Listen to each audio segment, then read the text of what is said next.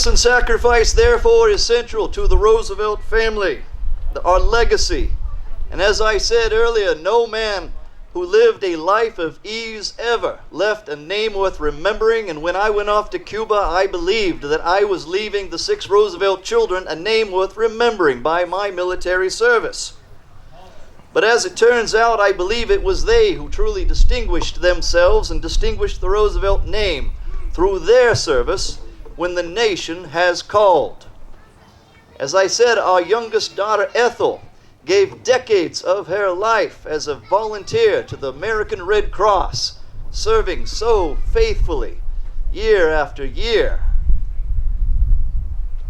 Our son Kermit first joined the British forces during the Great War, took a commission as a captain in the British forces serving in Mesopotamia.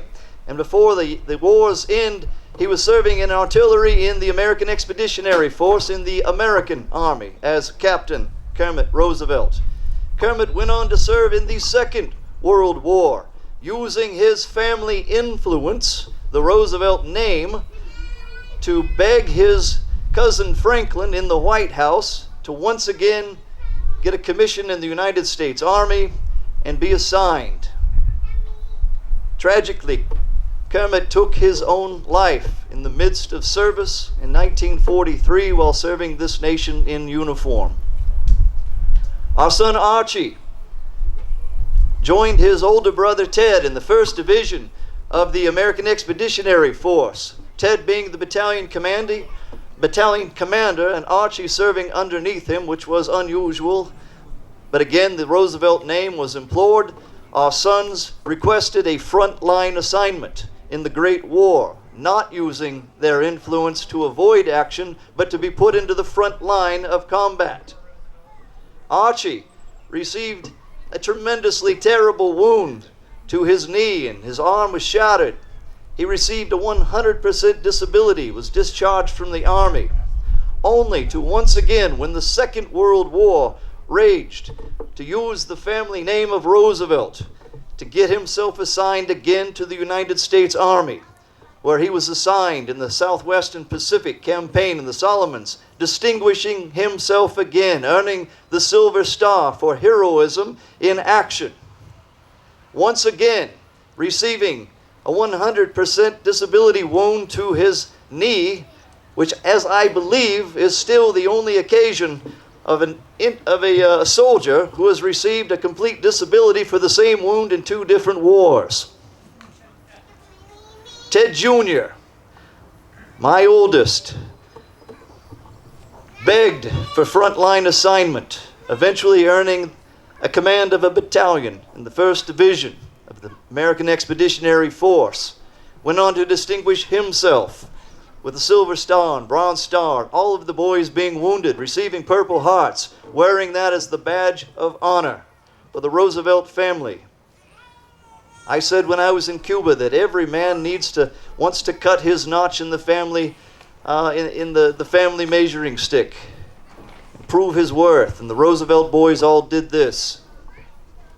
When Quentin died in aerial combat, all of the Roosevelt sons took it upon themselves to say the next Roosevelt son who has a son will name him after their fallen brother. Ted earned that distinction when his youngest son was born, naming him Quentin Roosevelt II. Ted Jr. failed to follow my footsteps in political life. He tried, but he just wasn't cut out for the political life. At heart, probably his giftings lied in military service, and he remained a reserve officer in the United States Army through the 1920s and 30s. So once again, when World War II arose, Ted Jr. was ready for the fray. And Colonel Ted Jr. was assigned to the 1st Infantry Division, just like his first war experience, and took part in the invasion of Italy, the invasion of Sicily, the invasion of Northern Africa. And then, not content with that, Ted Jr., then promoted to Brigadier General Ted Roosevelt Jr., begged to be assigned to the 4th Infantry Division so that he could take part in the Normandy landings that were under planning at that time for the year 1944. Once again, Roosevelt used their family influence not to run from danger, but to run straight towards it. And Ted Jr., as many of you might know, at the age of 56, was the only general officer and the oldest man in the American forces in the first wave of the D-Day Normandy landings. The 4th Division landed over a mile off course on Utah Beach. Ted Jr., armed with only his sidearm and a cane, a walking cane, because of the aggravations of his First World War injuries still lingering, said, "We begin the war right here, gentlemen." And he motivated the men of the 4th Division by walking back and forth on the beach, shepherding his men from the landing craft onto safe places on the beach. A distinction, military distinction, which posthumously earned Ted the Medal of Honor. We remain the only father and son to receive the Medal of Honor, other than, does anyone know the other couple? MacArthur, yes. The MacArthurs, the only other father and son to both earn the Medal of Honor. 2 different conflicts. And interestingly, to history, landing on Omaha Beach, also in the first wave, was Quentin Roosevelt II, earning one additional Roosevelt distinction as being the only father and son as part of the landings of Normandy in 1944 and the great invasion of Europe that led to the defeat of fascism in Europe. This is the Roosevelt legacy. I tell you these stories not to brag on the Roosevelt name, although it may sound like it, but I do admit that I am proud beyond measure of the children's record of service, but merely I say these things to encourage you today that we still have a country worth fighting for, worth serving, worth admiring, a constitution worth defending. To bear the name of American is the most honorable of titles. All of us feel that we belong to the greatest nation that ever existed on this earth. And that's a feeling that I like to see, because I wish that every American could always feel the most intense pride in his country and his people. Here, the highest office in the land is not the President of the United States. The highest position in America is citizen. The pride of American citizenship.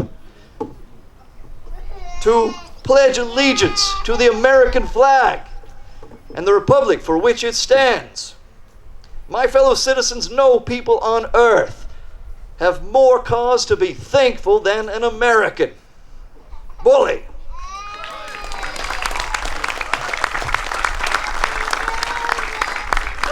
But neither our national nor our local civic life can be what it should unless it is marked by that fellow feeling, the mutual kindness, the mutual respect, a sense of common duties and of common interests. I know from the commentary in your day that there are those pundits, those naysayers who are trying to tell us that we are divided as a people, that we are hopelessly at odds, that we are divided into blue camps and red camps, into political parties, hopelessly unable to ever come to compromise.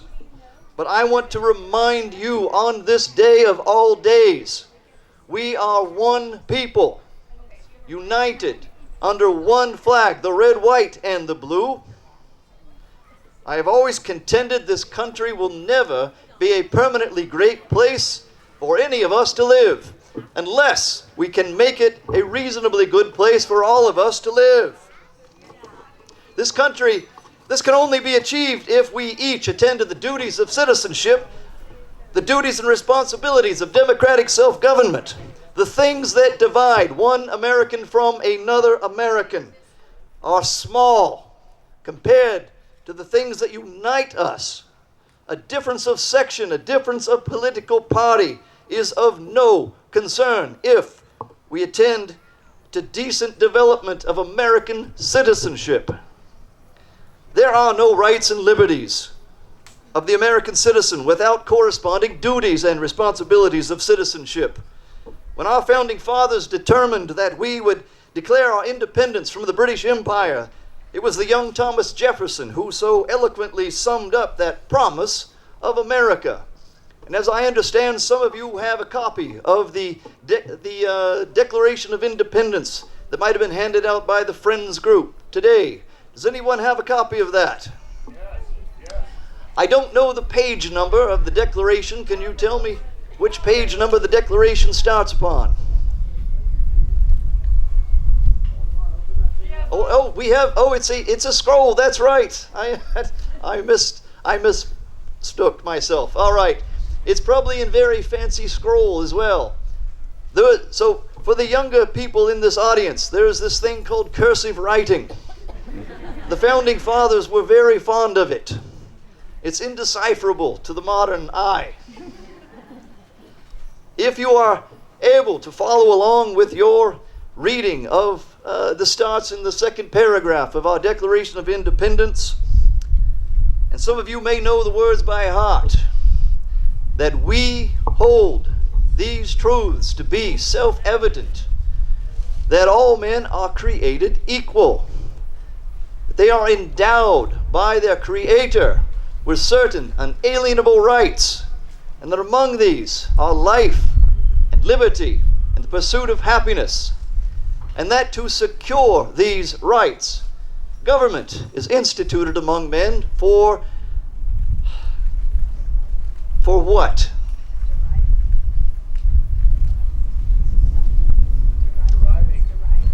Deriving the just powers from the consent of the governed. The founders were declaring their ability and willingness to govern themselves. This was something quite unique in the history of the world. As one writer of the day put it, the United States, Americans had the chance to begin the world over again.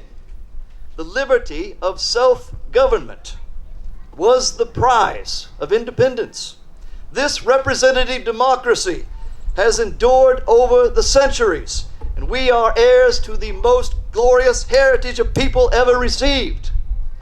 Each of us must do our part to show that we are worthy of this inheritance, worthy of our good fortune. Our founding generation pledged their lives and their fortunes and their sacred honor for the freedoms, the cause of liberty. Every successive generation of Americans has fought for and defended the freedoms of this republic. We must always remember that our freedoms come at a tremendous price. To us falls the responsibility to see that the sacrifices of these brave men and women were not in vain by tending to the duties of citizenship in our day. The problems that confront us, one generation to another, change, but the fundamental qualities needed by the men and women of today are the same that were needed by the men and women of yesterday, and the same that the men and women of tomorrow must and will need, and there is no substitute for the fundamental virtues of good citizenship. You must work hard in public life as well as private life for honesty and decency and uprightness and virtue and hardihood, to demonstrate moral and physical courage, to do what is right even though it is difficult.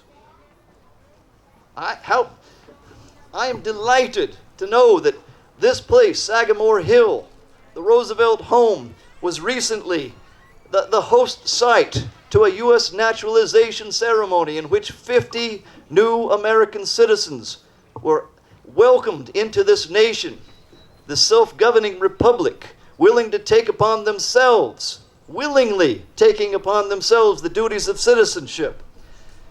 What a bully thing to do here at Sagamore Hill, and I do hope that that continues.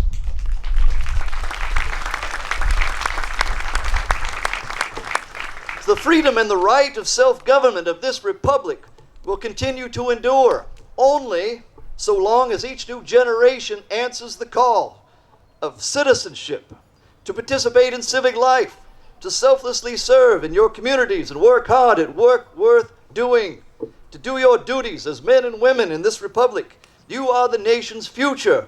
Young people, I'm speaking to you. You are the nation's future. You must be amongst the fellowship of the doers in this nation. And we cannot do great deeds as a nation unless we're willing to do the small things that make up the sum of greatness. And I sincerely believe, as I said earlier, that service is the true test of a citizen's worth. And I ask each one of you to rededicate yourselves to your duties of citizenship, to find some good deed or task in this community and elsewhere, wherever you are from, to find some good thing, some end of which you'll pursue with dogged determination. There must be someone in your town who is in need of your help, your service, some life that can be made better for your actions as fellow citizens. There are future generations of Americans who are depending upon each and every one of you to answer the call of service and citizenship, to do your duty, and to never forget those who serve beneath our flag. And as you engage in this life of public service, you have to understand that there will be those who try to find fault with you. The Monday morning quarterbacks, as they are called, those who will attempt to snipe from the sidelines, the critics, the naysayers. I want to encourage you today from some words that I spoke at the Sorbonne so many years ago. I'm reminded of something that Ted Jr. said to me. Every year I had to address the Cove Neck School for the Christmas program, and the one year Ted tells me as I'm walking up, "Father, please do not speak too long this year. Remember the children." So when you are criticized, my dear citizens, remember that it is not the critic who counts. It's not the man who points out how the strong man stumbles or where the doer of deeds could have done them better. The credit belongs to the man and the woman who is actually in the arena, whose face, yes, that's a good place to applaud. Fully. Whose face is marred by blood and sweat, who strives valiantly and who errs, comes up short again and again, because there is no effort without error and shortcoming, but who does actually strive to do the deeds, who knows the great enthusiasms and the great devotions, who spends himself in a worthy cause, and who at the best knows in the end the triumph of high achievement. And at the worst, if he fails, at least fails while daring greatly, so that his place shall never be with those cold and timid souls who know neither victory nor defeat. My friends, I know it is hard to fail, but how much worse to have never tried to succeed. I want to encourage you today to spend yourselves in a worthy cause, working hard at work worth doing. It is one of this life's great rewards. And as Superintendent Parker said, remember to keep your eyes on the stars, but your feet on the ground, to do what you can with what you've got, where you are. This is what I ask of you in your citizenship. My dear friends, some of you are crying for me to end this oration. I think that's probably my fitting cue. I have been delighted to share Sagamore Hill with so many of you good new friends and citizens and my neighbors of Oyster Bay. This has been a bully day so far, and I hope that you enjoy the remainder of your 4th of July, this 248th anniversary of our nation's independence. Bully for Sagamore Hill! Thank you.